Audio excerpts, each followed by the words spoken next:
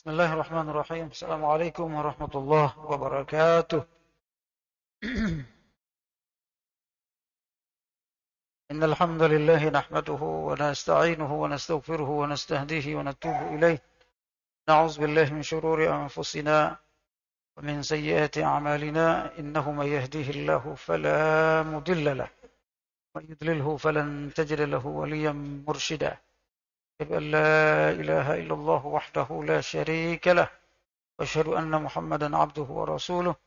لا نبي ولا رسول بعد. اللهم صل وسلم على سيدنا محمد وعلى آله وصحبه أجمعين. أما بعد.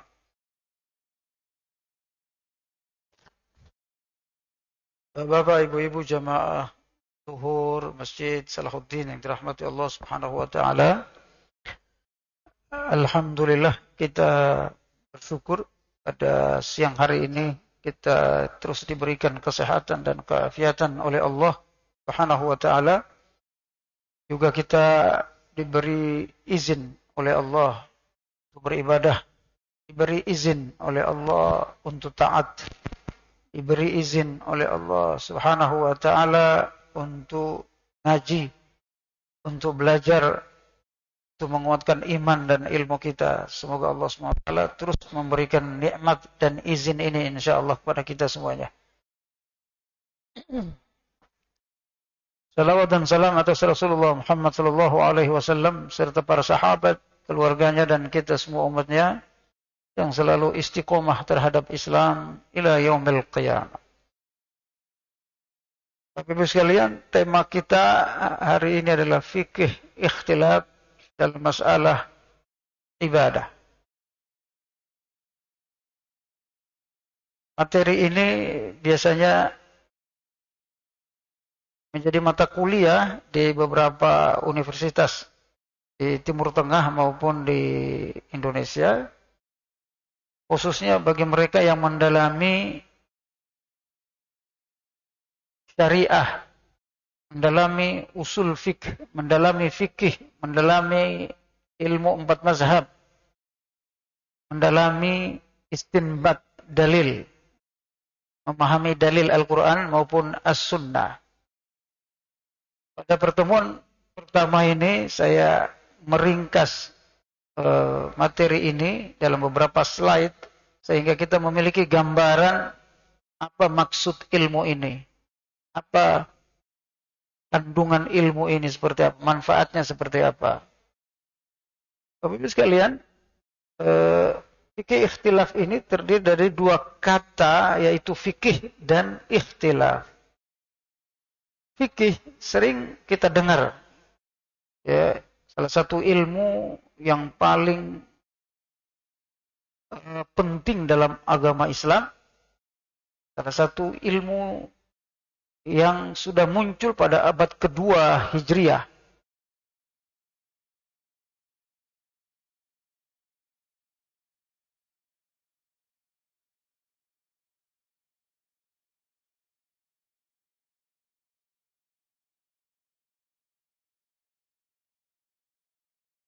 Ya, sudah muncul pada abad kedua Hijriah. Ilmu ini sangat penting dalam memahami syariah, khususnya masalah ibadah dan masalah muamalat. Ilmu ini, ilmu fikih, sebagaimana didefinisikan oleh para ulama, fikih itu adalah pemahaman mendalam dan rinci terhadap suatu cabang pengetahuan agama atau sains. Makanya ada namanya fiqhus sunnah, ada fiqhul aulawiyat, ada fiqhud daulah, macam-macam. Nah, hari ini kita akan mempelajari salah satu ilmu fikih, namanya fikih ikhtilaf. Adapun ikhtilaf, Ibu sekalian, adalah perbedaan pendapat. Ikhtilaf ini dari bahasa Arab. Ikhtilaf disebut dengan perbedaan pendapat. Jadi ikhtilaf adalah ilmu, perbedaan pendapat para ulama tentang masalah-masalah agama Islam. tentang masalah-masalah dalam agama Islam, termasuk dalam cabang-cabang akidah. Perbedaan pendapat termasuk dalam cabang-cabang akidah, ibadah, muamalat, hukum, dan seterusnya. Perbedaan pendapat ini, Bapak Ibu sekalian, itu terjadi di kalangan para ulama. Bukan ulama. Kalau kita orang awam, kita ikutin ulama. Jangan sampai kita berbeda pendapat juga, tidak paham ilmunya. Ya, kita ngikuti ulama kita, karena kita tidak boleh berbeda pendapat. Yang berbeda pendapat itu biasanya para ulama. Karena mereka yang memahami Al-Quran dan hadis dalam mengeluarkan hukumnya. Oleh karenanya, definisi ilmu fikih ikhtilaf itu adalah ilmu yang mempelajari tentang masalah-masalah perbedaan pendapat antara ulama. Antara ulama. Dalam masalah-masalah cabang akidah, syariah, ibadah, hukum, ya, hukum fikih dan lainnya. Yaitu fikih ikhtilaf. Sekali lagi saya jelasin, Bapak Ibu, fikih ikhtilaf adalah ilmu yang mempelajari tentang masalah-masalah perbedaan pendapat antara ulama dalam masalah cabang akidah, syariah, ibadah, hukum fikih dan lainnya. Apa itu ikhtilaf? Perbedaan pendapat. Perbedaan pendapat atau al-ikhtilaf adalah perbedaan pendapat dan pandangan yang terjadi di antara ulama dan fuqaha dari zaman salaf. Dari zaman salaf sudah berbeda. Bahkan di zaman Rasulullah sudah ada perbedaan pendapat. Antara Ibnu Mas'ud dengan Ibnu Abbas berbeda pendapat. Antara Ibnu Abbas dengan Mu'az bin Jabal berbeda pendapat. Dalam masalah-masalah tertentu, masalah-masalah hukum tertentu. Dari zaman salaf soleh sampai akhir zaman. Perbedaan ini sampai akhir zaman, Bapak Ibu. Tidak hanya di masa kita itu. Dulu sampai kita berganti generasi sampai hari kiamat. Dalam masalah apa? Dalam masalah akidah, cabang-cabang akidah, syariah, dan akhlak. Karena perbedaan dalam memahami teks-teks Al-Quran dan As-Sunnah serta ijma ulama dan sebab-sebab lainnya. Al-Quran, Bapak Ibu sekalian, menjelaskan kepada kita dalam beberapa ayat, di antaranya Allah Subhanahu wa taala berfirman, "Walau sya'allahu laja'alakum ummatan wahidah wa la yazaluna mukhtalifin." Kata Allah. Seandainya Allah menghendaki, kalian itu jadi umat yang satu saja. Jadi satu mazhab, satu umat, satu agama, satu pemahaman, satu aliran. Allah berkehendaki bisa saja. Tetapi kata Allah, wala yazaluna mukhtalifin. Kalian pasti akan berbeda pendapat. Jadi perbedaan pendapat itu memang sunnatullah. Tidak bisa ditolak, gitu. Tidak bisa dihindari. Sunnatullah. Ibnu Katsir menafsirkan mukhtalifin sini maksudnya adalah perbedaan agama dan mazhab. Ibnu Katsir, ya. Baik perbedaan agama maupun mazhab.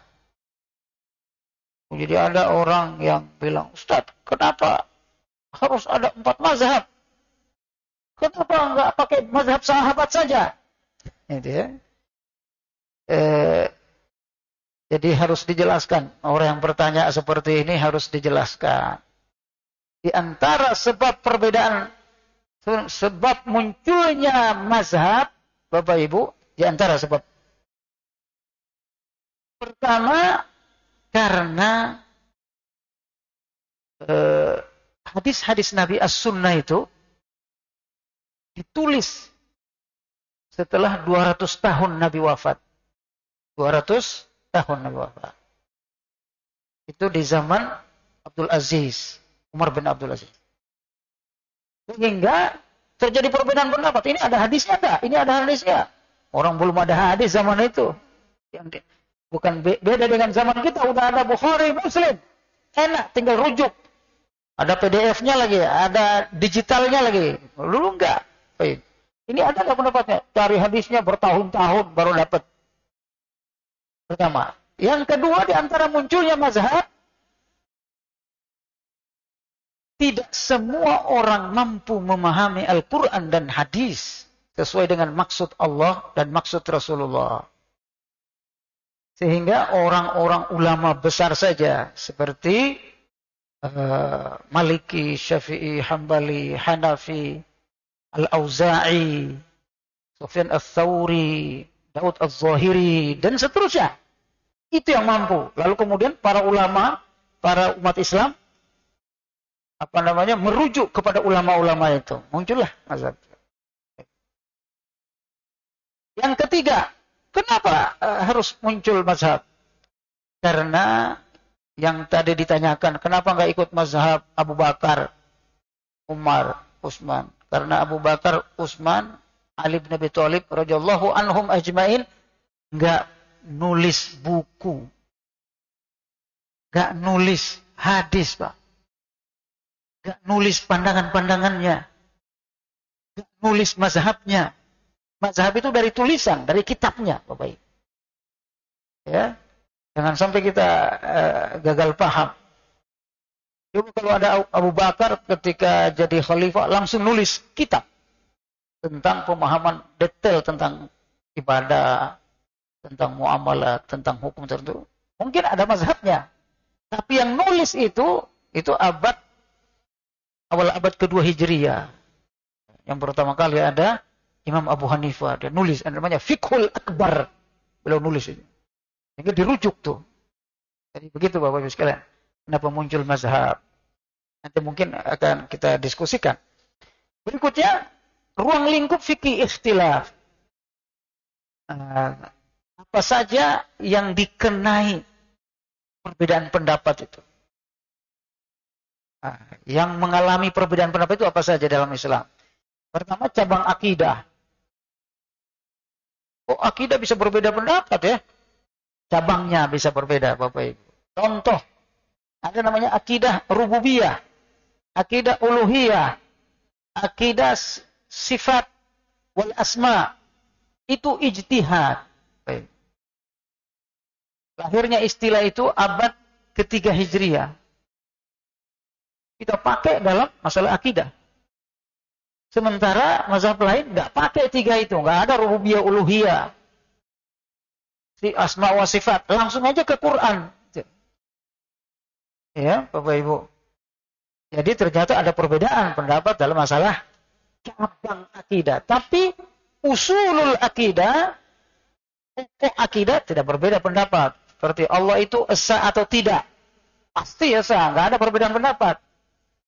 Allah menciptakan langit dan bumi atau tidak? Pasti, nggak ada perbedaan pendapat. Allah yang disembah atau ada Tuhan lain yang disembah? Pasti Allah, nggak ada perbedaan pendapat. Nah, masalah tauhid. Tapi cabang-cabangnya itu dalam melengkapi ilmu akidah ada perbedaan pendapat. Begitu juga dalam masalah syariah, Bapak Ibu. Ya, syariah itu orang dulu menamakannya dengan rukun Islam.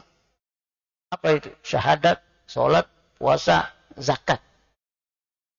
Dalam masalah cabang-cabang syariah, ya, contoh masalah sholat. Sholat ini, Bapak Ibu, dari takbiratul ihram sampai salam, ratusan perbedaan pendapat.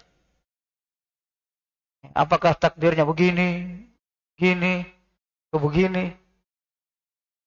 Mulai angkat tangan aja udah berbeda pendapat. Terus turunin tangan aja udah beda pendapat. Apakah begini, gini, gini. Lurus. Belum lagi bacaannya seterusnya. Terjadi perbedaan pendapat. Dan masalah ibadah. Nah, tadi ya, syariah itu bagian dari ibadah itu bagian dari syariah. Dan masalah syariah lain misalnya masalah hukum. Ya, hukum orang minum orang berjudi, apakah dia ditakzir apa dicambuk? Jadi berapa? Dalam masalah ibadah haji, Masya Allah terjadi perbedaan pendapat. Dan masalah muamalat dan sebagainya. Materi ikhtilaf. Apa yang kita akan pelajari di materi ini, Bapak Ibu sekalian. Fikih ikhtilaf ini. Ada 3 saja. Kita akan mempelajari makna Quran. Makna ayat-ayat yang terkait syariah. Terkait akidah. Benar enggak maknanya ke situ? Yang kedua, terkait kualitas teks hadis as-sunnah. Karena hadis itu tidak semuanya sahih. Tidak semuanya dhaif.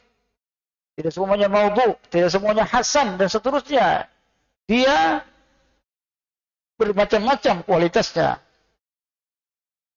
Ini juga menyebabkan perbedaan pendapat dalam memahami dan menjadikan hadis tertentu sebagai dalil. Seperti masalah kunut, Bapak Ibu, Imam Ahmad menggunakan hadis kunut ini dengan hadis Abu Hurairah dan yang lainnya, bahwa Nabi tidak pernah kunut subuh. Sementara mazhab Syafi'i menggunakan hadis Anas bin Malik. Anas bin Malik. Karena Anas bin Malik pernah sholat subuh bersama Nabi.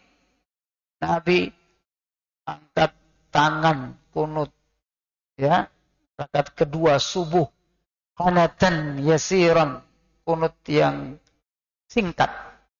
Dari riwayat Muslim, hadis riwayat Muslim, sahih, dua-duanya sahih. Tapi ternyata ada 2 versi. Itulah yang menjadi materi perbedaan pendapat itu. Yang kedua, perbuatan mukallaf, perbuatan kita ini. Orang kalau dia menikahi janda seperti apa? Berbeda pendapat. Menikahi orang yang dalam masa iddah.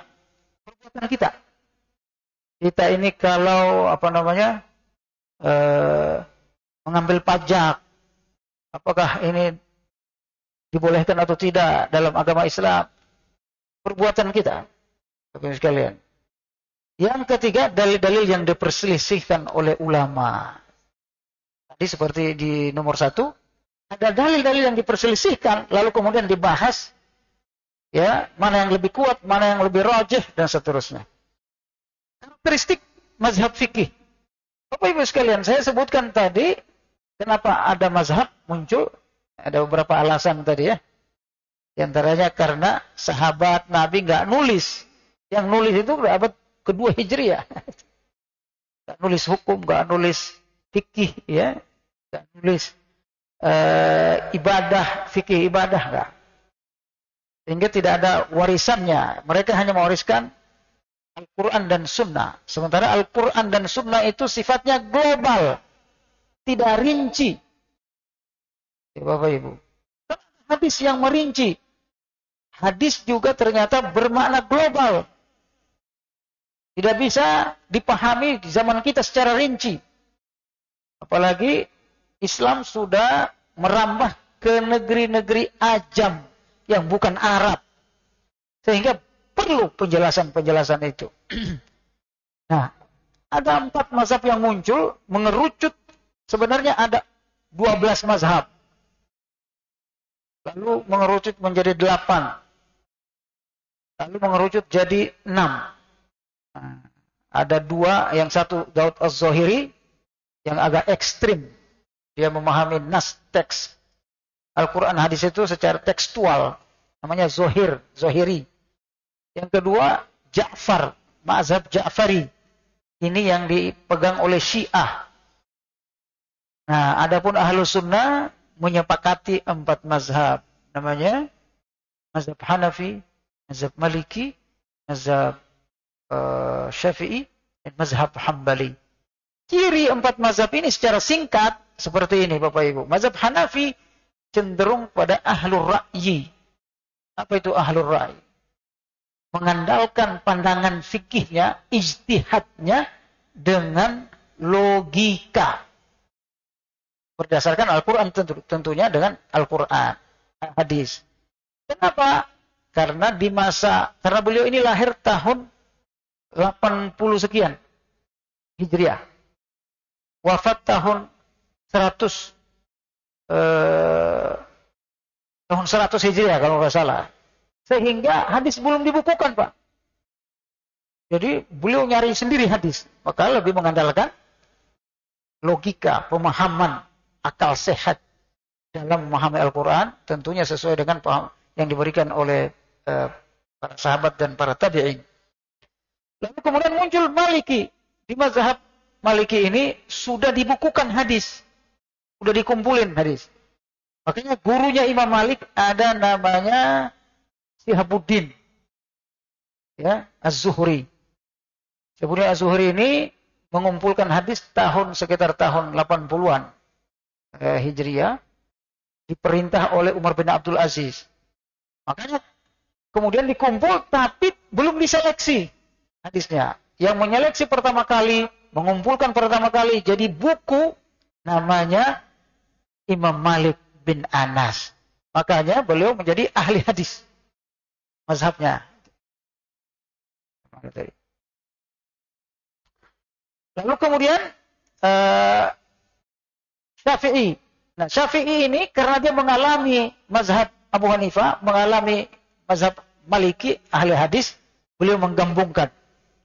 Makanya di dunia ini paling besar mazhab Syafi'i. Termasuk di Indonesia. Ya, di Mesir, di Asia Tenggara, rata-rata itu mazhab Syafi'i. Karena menggabungkan antara hadis dan ra'yu, pandangan. Biar imbang. Lalu kemudian Hambali itu fokus pada hadis. Atau beliau dikenal dengan mazhab Athari. Athari itu semua yang ada riwayatnya sampai kepada Nabi, itulah yang jadi mazhabnya. Ini secara singkat. Bapak Ibu sekalian, lalu kenapa muncul perbedaan pendapat itu? Nah, kenapa enggak satu pendapat aja sih? Bikin bingung. Ya, kalau masalah kunut misalnya, udah enggak usah kunut. Yang enggak kunut enggak usah diakui, yang kunut itu enggak usah diakui. Enggak boleh begitu, Bapak Ibu. Nah, perbedaan pendapat itu pertama disebabkan, ini menurut Yusuf Al-Qaradawi ya. Yang pertama, perbedaan ini disebabkan kapasitas akal dalam mengistinbat nas dan mengetahui dalil dan mendalami makna-maknanya serta mengkorelasikannya dengan kondisi sesungguhnya. Jadi hadis itu ternyata maknanya tidak semua orang bisa memahami secara tepat. Sehingga ketika istinbat itu maksud bahasa Inggrisnya itu mengeksplorasi hadis. Eksplorasi makna hadis itu. Makna nas, makna Al-Quran. Contoh, Bapak Ibu sekalian. Dalam Al-Quran, Allah memerintahkan kita berwudu. Ya. Iza kumtum ila sholati, faghsilu wujuhakum wa aydiyakum ilal marafiqi wamsahu biru'usikum wa arjulakum ilal ka'bain. Surat apa itu? Surat Al-Maidah ya. Kata Allah, kalau kalian mau sholat harus wudu. Caranya gimana? Basuh muka kalian, cuci. Faghsilu wujuhakum, cuci. Lalu dengan tangan, cuci juga tangan, makanya cara dicuci. Tetapi ketika menyebut rambut, kepala, famsahu, basuh. Kata basuh itulah berbeda pendapat. Apakah membasuh itu hanya sekedar basah? Basuh. Basuh tanganmu. Bukan cuci. Bukan cuci pakai sabun gitu. Tidak. Tapi basuh kepala. Menurut mazhab Syafi'i, basuh di sini yang penting basah. Basuh. Air. Basuh. Menurut mazhab Hambali, basuh itu maksudnya diusap dengan air. Wa arjulakum. Kaki juga pakai bahasa basuh. Apakah kaki dibasuh? Makanya kemudian Ada yang mencuci, ada yang membasuh kaki sekedar saja. Itu aja udah berbeda pendapat. Kenapa? Karena redaksi dalilnya yang berbeda. Pemahaman yang berbeda. Ini nomor satu ini, Pak. Yang kedua, perbedaan juga disebabkan oleh luasnya dan sempitnya ilmu seseorang. Ya. Ada yang sudah tahu, ada yang belum tahu. Nah, makanya Bapak Ibu sekalian, saya pernah sering menjelaskan, misalnya, apakah kotoran kucing najis atau tidak? Ada yang mengatakan, ada yang salah memahami, kotoran kucing tidak najis. Kenapa? Karena dia memahami hadis secara literal, tidak mendalam pemahaman tentang hadis itu. Maksudnya dia tidak tahu sebab munculnya hadis itu. Konteks hadis itu dia nggak paham. Nah, ini dibutuhkan ilmu sejarah, ilmu riwayat, ya, Bapak Ibu sekalian. Jadi keluasan ilmu. Ternyata kotoran kucing najis, bukan nggak najis. Adapun hadis yang mengatakan tidak najis, maksudnya adalah air liur kucing, bukan kotoran kucing. Itu salah satu contoh, Bapak Ibu sekalian. Kenapa? Makin luas ilmu, makin paham. Nah, jadi di antara kita itu kan ada baru baca hadis, baru baca Quran, baru baca tafsir, langsung fatwa. Kadang salah fatwa. Yang ketiga, perbedaan yang disebabkan oleh perbedaan lingkungan dan daerah para ulama. Karena fikih ulama Irak berbeda dengan fikih ulama Hijaz. Bahkan seorang fikih ketika lingkungannya berubah, maka pendapatnya juga ikut berubah. Jadi kondisi perang, kondisi damai itu mempengaruhi pendapat fikih, Bapak Ibu. Kenapa mazhab Hanafi boleh pakai sepatu, Pak, sholat? Makanya kalau di Eropa, Bapak Ibu ke Amerika atau ke Eropa, itu ada orang sholat pakai sepatu. Kenapa? Karena mereka mengatakan bahwa karena kondisi dingin, daerahnya itu rata-rata dingin, mazhab Hanafi itu. Dalam kondisi dingin, dibolehkan kita tidak buka sepatu selama berbulan-bulan. Cukup membasuh saja. Nah, di Indonesia, berbulan-bulan pakai sepatu, bau kakinya, Pak. Ya. Jadi kondisinya beda, Bapak Ibu. Kondisi yang beda itu membuat mazhab pandangan juga berbeda dalam masalah. Nah, berikutnya, Bapak sekalian, ini gimana? Perbedaan juga disebabkan ketenangan jiwa terhadap riwayat yang ditemui. Yang kelima, perbedaan disebabkan oleh penilaian sebuah dalil dan sumber hukum. Ada ulama yang lebih mengedepankan hadis ahad, dan ada yang menolaknya. Ada yang menerima hadis mursal, ada yang menolaknya, seterusnya. Ini juga penting, Bapak Ibu. Ini ribet lagi. Jadi hadis itu derajatnya bukan cuma 3, Bapak Ibu. Ya. Sahih, hasan, dhaif. Enggak. Hadis dhaif saja ada 20 klasifikasinya. Ya. Hadis sahih aja ada 2 klasifikasinya. Hadis hasan ada 2 klasifikasinya. Terus sampainya hadis itu kepada ulama yang menulis, itu juga ada 5 atau 6 istilah. Mursal itu dari Nabi langsung sahabat, langsung tabi'in. Ada enggak? Tabi'innya sahih. Tapi kok Nabi langsung tabi'in? Kan enggak mungkin. Mestinya langsung sahabat. Itu disebut dengan hadis mursal. Hadis marfu. Harus Nabi sahabat dulu. Dan seterusnya. Perbedaan ini yang membuat terjadinya perbedaan pendapat. Jadi kalau orang yang menolak perbedaan pendapat, nggak ngerti yang kayak gini-gini, Bapak Ibu. Dia pikir langsung dapat hadis, langsung paham. Kayak begitu, Bapak Ibu. Prosesnya itu lama sekali. Makanya untuk menjadi ulama mazhab, prosesnya lama sekali. Makanya para ulama kemudian menfatwakan, kita orang amma boleh langsung ikut ke mazhab. Jangan langsung ke dalil Quran atau hadis. Kenapa? Bisa sesat. Salah paham, sesat. Yang halal jadi haram, haram jadi halal. Boleh jadi batal, batal jadi boleh. Berbahaya sekali agama ini. Oleh karenanya para ulama mengatakan, termasuk Ibnu Taimiyah, boleh kita taklid kepada mazhab. Kecuali ulama besar, paham semua ilmu itu, dia tidak boleh taklid. Tapi harus merujuk kepada dalil yang dipakai oleh ulama mazhab. Apa Bapak sekalian? Rahmati Allah. Cara menghadapi masalah ikhtilaf. Terakhir. Sebelum ini, saya sampaikan yang paling banyak memunculkan perbedaan itu, Bapak Ibu, karena ternyata pengamalan Nabi, khususnya masalah ibadah, ikhtilaf dalam masalah ibadah. Kenapa ibadah itu paling banyak ikhtilafnya? Perbedaan pendapat. Nah, kenapa?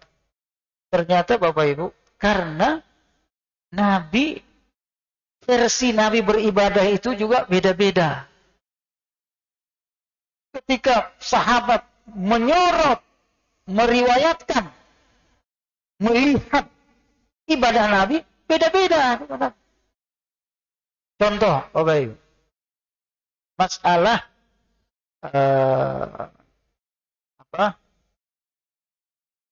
ya, lagi-lagi masalah kunut ini yang paling cepat. Kenapa sahabat bilang Nabi gak kunut subuh?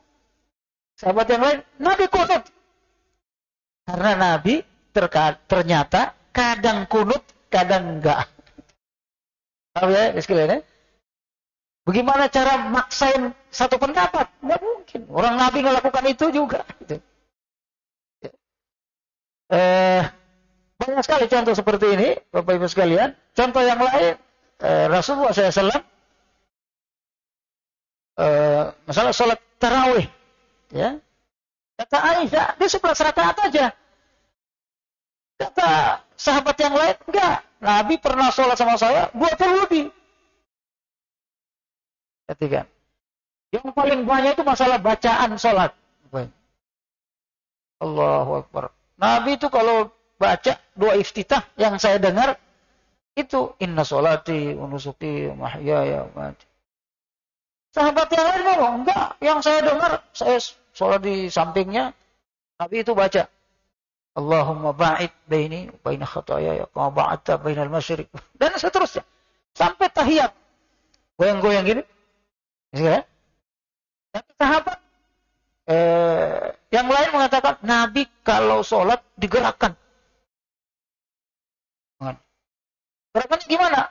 Ya gerakkan. Sahabat yang mengatakan enggak. Gerak itu bukan gerak-gerak, gerak doang. Makanya at-tahiyatu sekali doang. Jadi antara gerak dan gerak-gerakan beda Bapak Ibu sekalian. Jadi perbedaan pendapat itu sesuatu yang niscaya pasti terjadi. Sehingga kita harus memaklumi toleransi. Itulah yang disebut dengan ilmu fiqhul ikhtilaf. Mohon maaf, ini terakhir karena waktu. Cara menghadapi masalah-masalah ikhtilaf. Pertama, konsisten pada Al-Quran dan Sunnah. Pertama, konsisten. Ya. Kembali kepada Al-Quran, kembali kepada Sunnah. Yang kedua, mengakui pendapat ulama lain selama memiliki dalil sahih dan soreh. Apa itu sahih? Apa itu soreh? Sahih itu benar berasal dari Nabi. Ayatnya benar. Soreh itu pemahamannya itu tidak multi interpretasi. Soreh itu jelas pemahamannya. Tidak tidak ambigu. Itu namanya soreh. Yang ambigu pasti berbeda pendapat. Jadi gerak. Memahami dalil yang ketiga, memahami dalil dan alasan ulama dalam berpendapat. Menghadapi ikhtilaf caranya apa? Harus paham. Paham apa? Paham dalil. Oh, dia ada dalilnya. Dia begini karena ada dalilnya. Paham. Sehingga kita jadi dewasa gitu. Oh, dia ada dalil. Dan alasan ulama terhadap dalil itu. Oh, dia pahamnya begini. Seperti yang saya jelaskan tadi. Yang keempat, kerjasama dalam hal yang disepakati dan toleran pada hal ikhtilaf. Kenapa? Ikhtilaf itu diterima dalam agama, dalam Islam. Bid'ah ditolak. Itu beda. Jadi jangan, mohon maaf, sebagian kita, umat Islam, karena semangat berislam, semangat ibadah kembali kepada Quran dan Sunnah, lalu kemudian mengatakan, pendapat ini tidak sah. Pendapat ini tidak sah. Ya, harus toleran. Saya tidak mau pakai pendapatnya dia, karena menurut saya salah. Nggak boleh. Selama dia punya dalil yang sahih dan soreh, kita akui. Itu namanya toleransi. Yang keempat, membedakan antara ikhtilaf dan bid'ah. Nah, kalau bid'ah itu memang nggak ada dalilnya sama sekali. Kalau ikhtilaf memiliki dalil tetapi berbeda dalam dalilnya. Ini penting Bapak Ibu sekalian, dirahmati Allah, cara menghadapi masalah-masalah ikhtilaf ini sehingga kita lebih dewasa, lebih toleran, lebih kuat persaudaraannya, dan lebih menyatu umat ini. Wallahu a'lam bishawab. Semoga ada manfaatnya. Kalau ada yang mau bertanya penting, silakan.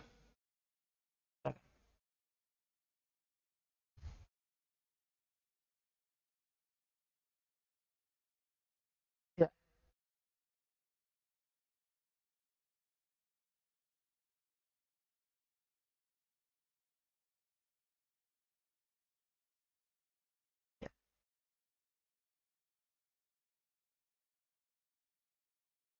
Bagus sekali.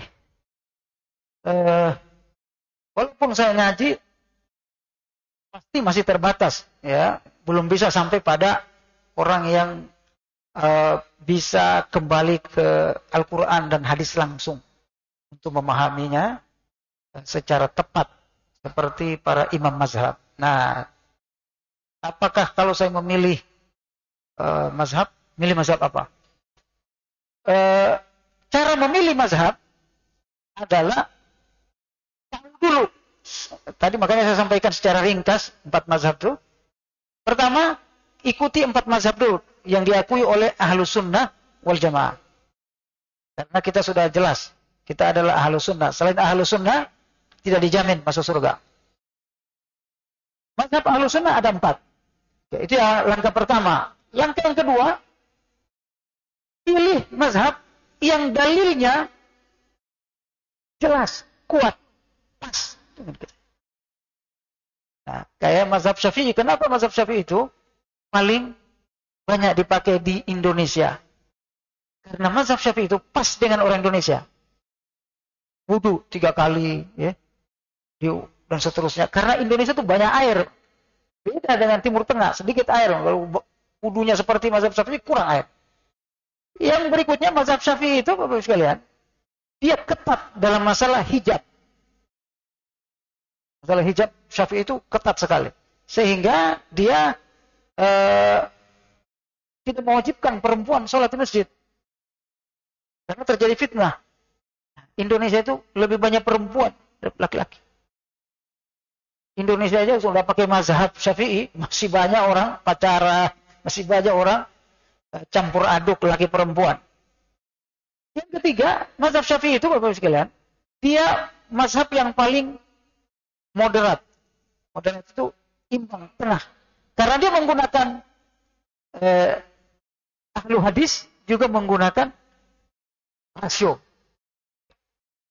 Dia menggunakan rasio. Kalau mazhab Imam Ahmad cenderung asari, cenderung riwayat saja. Ada logika atau riwayat yang dipakai. Kalau mazhab Syafi'i, dia menggunakan logika yang, tapi akal yang sehat dalam memahami. Oh, maksudnya begini. Sehingga dia sesuaikan dengan kondisi. Fatwa-fatwanya itu dia sesuai dengan kondisi umat Islam. Kenapa misalnya beras? Kenapa kita boleh zakat fitrah pakai beras? Syafi'i itu menggunakan logika. Nanti kalau Islam ini menyebar ke Indonesia, walaupun dalam mazhab Syafi'i, ketika Syafi'i lahir, mungkin Islam belum ada di Indonesia. Orang Islam di Indonesia abad ke-7 masih. Mungkin ya, kalau ini keluar dari Arab, Tidak mungkin kurma, gandum. Maka kemudian boleh beras. Boleh yang lain, makanan pokok di zaman itu, di negara itu. Ciri mazhab Syafi'i itu begitu, Pak. Jadi dia sudah memikirkan kondisi-kondisi umat yang sesuai dengan zamannya. Makanya diakui oleh ulama-ulama lain, termasuk mazhab Imam Ahmad. Dia bilang tidak ada di kolong langit ini secerdas Syafi'i. Ya, karena dia sudah paham semua. Nah, cara memilih mazhab itu begitu, sesuai dengan kondisi kita, sesuai dengan kondisi daerah, lingkungan, dan kemampuan kita sebagai manusia. Itu barangkali secara detailnya. Yang paling penting juga akses ke mazhabnya jelas. Misalnya mazhab Syafi'i itu referensi bukunya banyak. Misalnya di fikih At-Taqrib, fikih Al-Um, kitabnya itu aksesnya mudah sehingga kita bisa baca. Nah, kalau mazhab yang lain seperti Imam Abu Hanifah agak susah aksesnya. Kenapa mazhab Imam Syafi'i banyak yang menulis mazhabnya? Siapa yang nggak kenal Imam Nawawi? Ya. Siapa nggak kenal Syekh Asy'ari, ya, pendiri NU, Syafi'i. Sehingga mereka umat memilih yang lebih mudah. Wallahu a'lam bishawab. Ini barangkali sekalian. Nampaknya waktunya sudah habis. Terima kasih atas perhatiannya. Semoga ada manfaatnya. Kita tutup dengan doa kafaratul majlis. Subhanakallahumma bihamdika. Asyhadu an la ilaha illa anta astaghfiruka wa atubu ilaik. Terima kasih atas perhatiannya. Dan mohon maaf atas kesalahannya. Kalau ada kesempatan berikutnya kita akan lanjutkan. Karena ini sangat panjang pembahasannya. 1 semester sebenarnya. Demikian. Assalamualaikum warahmatullahi wabarakatuh.